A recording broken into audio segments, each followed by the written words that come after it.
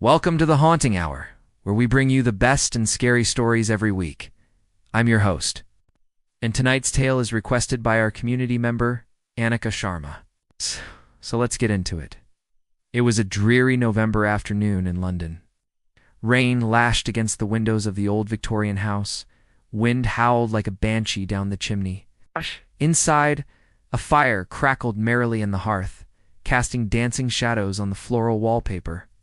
But for 18-year-old Lily Davenport, the cozy scene did little to alleviate her unease.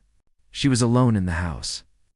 Her parents were out for the evening, and she was supposed to be enjoying her last moments of freedom before starting university the next day.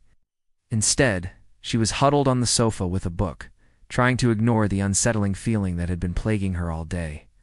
It started when she woke up, a premonition, a gut feeling that something was terribly wrong. She had tried to shake it off, attributing it to her overactive imagination. After all, it wasn't like her family home, with its creaking floorboards and tales of restless spirits, was actually haunted. Or was it memories of her childhood suddenly flooded back to her? The inexplicable chill in certain rooms, the disembodied whispers she'd heard, the fleeting glimpses of a little girl in a Victorian nightgown that she'd seen just out of the corner of her eye. As the day wore on, the sense of dread intensified, growing like a dark cloud hanging over her. Then, just as she was leaving the house to meet a friend, she'd found an old diary tucked away in the attic, bound in worn leather and smelling faintly of lavender. Curiosity and a morbid sense of adventure had compelled her to read it, and what she'd discovered inside had only deepened the unsettling feeling in her stomach. The diary belonged to a girl named Charlotte, who had lived in the house more than a century ago. As Lily read through Charlotte's neat looping script, she learned about her daily life, her hopes, her dreams. But there were entries missing, whole sections ripped out of the diary, and the entries surrounding them hinted at something dark, something sinister lurking beneath the surface of this seemingly idyllic life.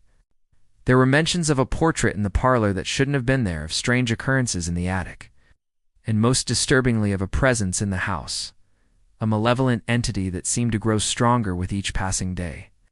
Then came the final entry, dated November, ending abruptly mid-sentence. With a jolt, Lily closed the diary. Oh, she felt a sudden, overwhelming urge to finish reading it, to know what had happened to Charlotte, what had driven her to write those frantic words, but she couldn't. It was as if someone had snatched the pages from its grasp. As the rain continued its relentless assault on the windows, Lily tried to focus on the present, on the fact that she was about to start a new chapter in her life, one that would take her away from this house, away from its secrets. But Charlotte's story had wormed its way into her thoughts, and she couldn't shake it off. Later that night, after her parents had left, Lily found herself drawn back to the diary. Sitting in the flickering lamplight, she felt a connection to this girl who had lived so long ago, a girl who had experienced things so similar to her own. As she read, she began to feel as if Charlotte's spirit was reaching out to her, desperate to tell her something important. Then it hit her. The author of the diary wasn't Charlotte. It was her. Somehow her consciousness had traveled back in time, allowing her to experience the life of the girl she was named after, to witness the events that had ultimately led to her untimely demise. A chill raced down her spine as she thought about it. What if she could prevent Charlotte's death? What if she could save the girl who had haunted this house for so many years? The idea was both terrifying and exhilarating. To change the past, she would have to confront whatever had taken Charlotte's life, whatever evil lurked within these very walls. But as the night wore on and the storm outside reached a crescendo, Lily knew she had to do something. She couldn't just sit by the fire and pretend that everything was fine. She had to take action, even if it meant facing the darkness that threatened to consume her. So armed with nothing but the diary and her wits, Lily set out to uncover the truth behind Charlotte's death, determined to put the restless spirit of the house to rest.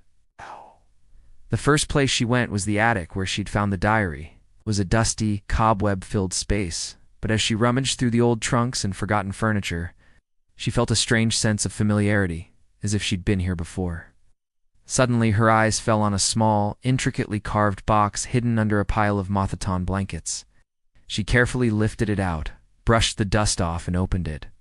Inside, nestled on a bed of faded velvet, was a collection of letters tied together with a faded blue ribbon. As she read through them, she saw that they were addressed to Charlotte, written in a flowing script by a man named Thomas. But it was the postmarks that truly captured her attention. All of them were dated November, the same day Charlotte had died. Why had Thomas sent these letters? Had he known something about her fate? Was he responsible for it? With trembling hands, Lily continued reading. The letters spoke of a deep love, of a secret meeting place in the garden, and of a plan to run away together. But the last letter, the one dated November, was different. It spoke of desperation, of a terrible accident, and ended with a plea for forgiveness. Could this Thomas have been the cause of Charlotte's death? And if so, why? Driven by a need for answers, Lily went to the garden. The rain had stopped and the clouds had parted, revealing a sky full of stars. But the beauty of the night did little to lift the heavy feeling in her heart. She searched for the secret meeting place Thomas had described in his letters, a secluded spot hidden from view. When she finally found it, she saw that it was nothing more than a crumbling stone fountain choked with weeds. But as she brushed the debris away, she noticed something strange. The base of the fountain was slightly loose, and when she lifted it, she found a small, hollow space beneath.